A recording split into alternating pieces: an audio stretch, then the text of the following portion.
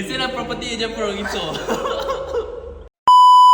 Welcome to the first episode of What the Fuck Property Analysis, and today we have our Chinese New Year edition. And Joyce, why you asked me to wear this? So everybody can hang on 话啦。 But Chinese New Year, she asked me to 戴绿帽，can 下。这个是草，这个不是绿帽，OK？ Okay. Will you what the fuck when you buy Elta? So today, let's see, will Elta help you fuck 906k profit until you car neng chiu neng in 3 years like Joyce right here? Hi, I'm Jervis. I'm Joyce, and today we'll dive into the brand new Elta condominium at Clementi Avenue 1. Don't worry, you'll be pretty protected because if you go and see Clavon top profiter, this Huat Caya is over there. Hang on 话啦，话啦，话啦，话啦。Whether you're a home buyer or an investor, this project offers something interesting but not for all unit type. And of course, it depends on price as well. Before we get started, do us a favor, like this video. It helps us to keep bringing you this in-depth content reviews. So here's what we'll cover in this video: Elta's project overview, floor plans and pricing insights, investment potential and exit strategies, and finally our online thoughts. So stay tuned. So let's start with the project overview first. Elta is a 99 years leasehold condominium featuring 2 towers of 39 stories and 501 units. It's located at Clementi Avenue 1 and highly sought after for the excellent connectivity. So we take a look at the land break price. With an estimated break-even cost at around 2,001 per square feet, I think the developer will at least want to sell on an average of 2,006 per square feet and above, given how Ori, EOK, Chuan Park was priced. Developers are all businessmen. So with this 20 to 30% profit margin, right, Joyce, I think likely we will see the average of 2,006 per square feet. On average. Yeah, and you know why Clavon is called Clavon? Because Clavon is called Clavon because of Clementi plus Avenue plus 1. If you combine the first 2 letters of every single word, it's actually Clavon. Can or? I know. Hey, I tell you, Elta more power. You know, I went to Google, right? The meaning of Elta is the Lord is my God. Hallelujah. So for all you Christians just like us, I mean, good for you to know every day you stay in Elta, Jesus protect you. I mean, this Elta is quite a long walk to the MRT station, Clementi MRT station, and of course, it's being surrounded by a lot of retail dining options like Clementi Mall and 321 Clementi. I think Joyce will know the best. Just one road across where the $1 million HDB are, there's actually a Sheng Siong that's 24 hours and 2 coffee shops, and the Zhi is really good, and also got some ice cream cafes too. Now, will this project actually Huat Dao Fa kind of project for Elta or not? Because today, I think when we take a look at whether this project will make money, we need to take a look at the resale performance in this area. When you want to see if a project can really make money or not, you should see at the performance of the area. Don't hear what people say, near MRT can buy, near school can buy. I think overall is that you need to see the resale performance. You hear before, actually not near MRT also make money. All the way inside West Coast like Park Rivera, Whistler Grand, and also Twinview, they actually all make money. Yeah, you see, Clavon, near the Clavon, MRT where? School 1 kilometer only got 1 pei tong. But these fellas still can make 900 over 1,000 in 3 years time.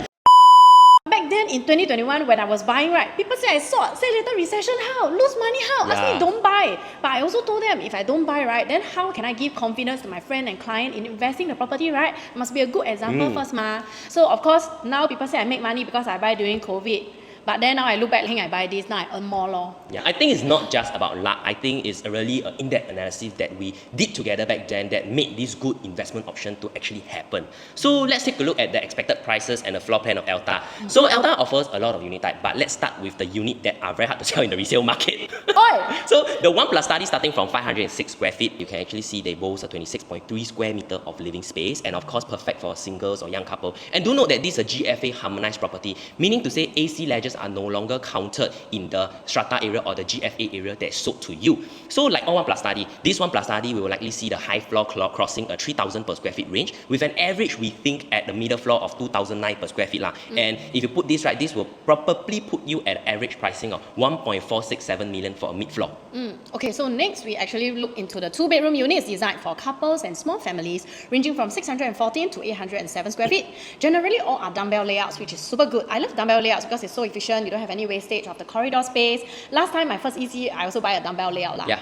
But of course, right, if you pantang, you know you cannot open the main door and see straight into your balcony, right? If not, like your money will fly away, then you'll pour cai, right? Then you go for the 2 plus study unit. So the door will not open directly to your balcony, help you to keep your money bao bao. So also, if you have a budget, try not to buy the 1 bath, okay? Because I mean, generally feng shui wise, I think it's better if your whole floor plan is regularly shaped. But then for the 2-bed 1 bath, it looks like in the floor plan there's like a hole, okay? So you also don't have windows in all the toilet, but the good thing is that the kitchen is actually tucked to one side. So if you need to do an enclosed kitchen, right, just do a glass sliding door, then it will still be bright. Yeah. So on average, we are guessing agak about 2,800 PSF. If you take the smallest unit, the mid floor will be around like 1.719 million. Okay. Which I think is still okay lah. So next, let's take a look at the 3-bedroom, which got only 2 types, not many options to choose from, ranging from 926 square feet and 1023 square feet. If you like privacy, then of course this is a little bit better. If you like efficiency space, then the dumbbell layout is really something you can consider. But then again, when you realize, right, for the smaller 3-bed, right, there's no home shelter, bomb shelter, and WC, a bit sian. Because as a family with 3-bed, right, I think especially when you have a family, you need a lot of storage space. So without the bomb shelter, it could become a deterring option for a lot of buyers in the resale market. But if you need a bomb shelter, then of course take a look at the bigger 3-bed premium, because over here you can see that the study area is actually can be used as a bomb shelter or storage area. But because this one don't have a bomb shelter, so that space can be converted, but at least you got a WC lah. So estimated pricing, I think average will be about 2,700 for the mid floor. So I think the entry price will be roughly in the middle floor will be about 2.5 million. But okay lah, because now Clavon, you see Joyce, the 3-bedroom there is about what, 2.2 million already, right? So you see with this 300k different, if you take 75% loan, your additional down payment is only about 25% of the 300k, which is about 75k. So I think it is still quite palatable, right, for a $2.5 million property.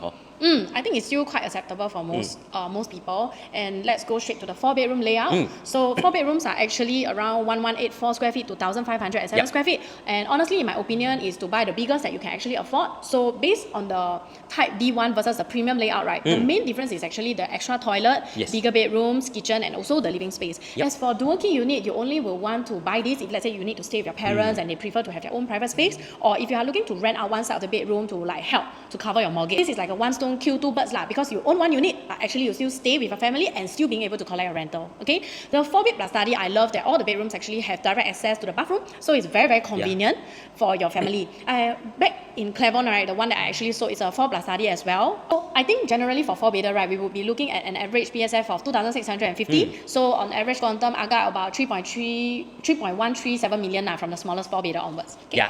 So we give you the 5-bedder, so where they only give you the final flooring. But say real, when it comes to the show flat, when it comes to this 5-bedder of 1,776 square feet, right, the living area really feels super solid. Even feels better than the Clavon 5-bedder for real.